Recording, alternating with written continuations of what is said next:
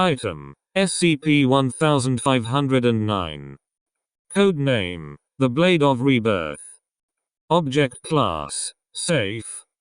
Special containment procedures: SCP-1509 is kept in a secure storage locker at Storage Site 08. Access to SCP-1509 is restricted to testing and preservation work. Personnel who have suffered minor wounds as a result of SCP-1509 are to report to the on-site medical facility immediately, where they are to be kept under observation. All objects discharged from the wound are to be contained by medical staff. All SCP-1509-1 instances are to be contained by medical staff, and destroyed.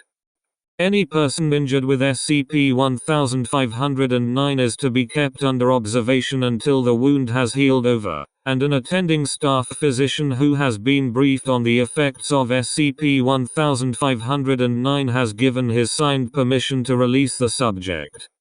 In the case of non-Foundation personnel injured with SCP-1509, all subjects must be administered amnestics before release into the general population. In the case of a major or fatal injury arising from the mishandling or use of SCP-1509, the subject is to be moved to a secure medical facility within 30 minutes of receiving the injury. They are then to be sedated or restrained until the effects of SCP-1509 ceased, at which point the body is to be incinerated. SCP-1509-2 instances created during this process are to be immediately contained and interrogated. Should the SCP-1509-2 instance become violent, staff are permitted to terminate the instance immediately. Following the interrogation, the instances may be dealt with at the discretion of the current Level 2 staff member overseeing SCP-1509. Previous SCP-1509-2 instances have been dealt with in the following manners: immediate termination, recruitment as D-Class personnel, indefinite detention, and being dosed with amnestics prior to being released into the general population. Description: SCP-1509 is a bladed weapon, similar to an Indonesian perang. It is approximately 63 cm in length, with a steel blade 48 cm in length and 11 mm thick at its widest point. The metal of the blade is partially tarnished. The object was recovered with a wooden sheath, believed carved into a shape resembling a bird, possibly a cockatoo. The object's handle is believed to be a later replacement for the original hilt. SCP-1509 does not display anomalous effects unless its blade is used to injure a human being, henceforth referred to as the subject. Wounds caused by SCP-1509 are affected by anomalous spatial distortion. Any exploration of the wound finds that it has an unidentifiably large, possibly infinite, depth. This phenomenon appears to only occur from outside inspection of the wound itself. The subject is not affected adversely by this anomaly, and the anomaly will not appear in medical imaging. Any foreign objects placed inside the wound and abandoned will disappear if they are placed any further into the wound than the wound should physically be able to penetrate.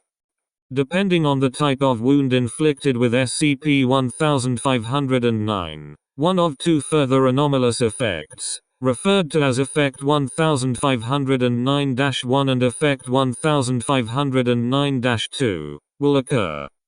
Effect 1509-1. Effect 1509-1 typically occurs if the wound caused by SCP-1509 occurs in an extremity or is less than 7 cm in width.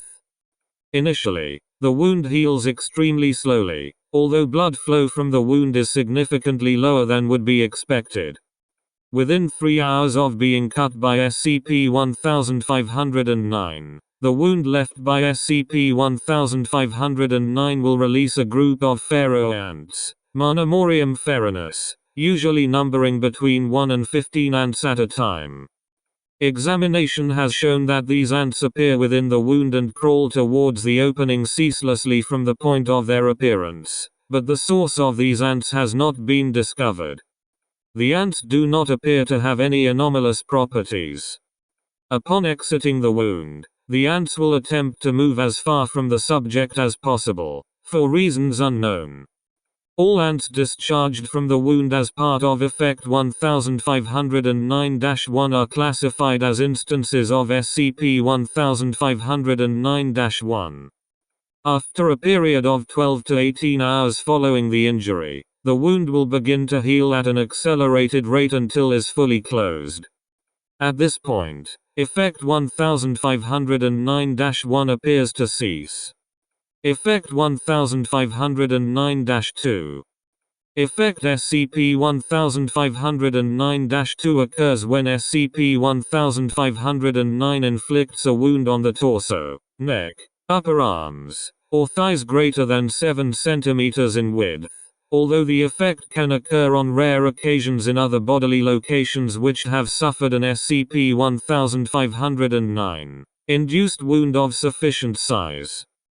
Like Effect 1509-1, the wound will typically heal at very slow rate, and blood loss from the wound will be significantly lower than what would normally be expected of such a wound. However, within 3 hours of being cut, the subject will begin to feel nauseous, complaining of unpleasant sensations of movement from within the area of the wound. Over the next hour, these sensations will grow more intense and become acutely painful for the subject, who will typically react with panic to these events. Once the subject begins to feel pain from the sensations, Effect 1509-2 enters its final stage. Over a period of between 20 and 180 minutes, an instance of SCP-1509-2 will force its way out of the wound, apparently propelled by peristalsis. SCP-1509-2 is the collective designation for the human beings created or produced by Effect 1509-2. Instances vary in size, apparent physical age, gender, ethnicity, and most other physical differentiators. The instance is typically covered in a thin membrane similar to an amnion, and a clear fluid. Typically an instance of SCP-1509-2 will be unconscious and immobile, but alive, during the process of Effect 1509-2, but certain instances will emerge fully conscious and physically attempt to speed the process. After emerging from the wound, such instances will fall unconscious. This process significantly widens the wound and causes extreme pain to the subject. Instances of SCP-1509-2 show anomalous levels of flexibility during this process, being able to pass through wounds which should not be able to accommodate their size. Effect 1509-2 is universally fatal to the subject. If the subject survives the massive trauma caused by the process, they will quickly lapse into unconsciousness, followed by death.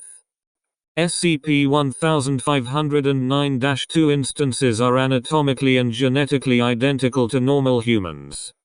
Each instance of SCP-1509-2 is genetically identical to, claims to be, and shares identical memories to, a deceased person familiar with the subject who has died within the past 30 years for reasons other than old age.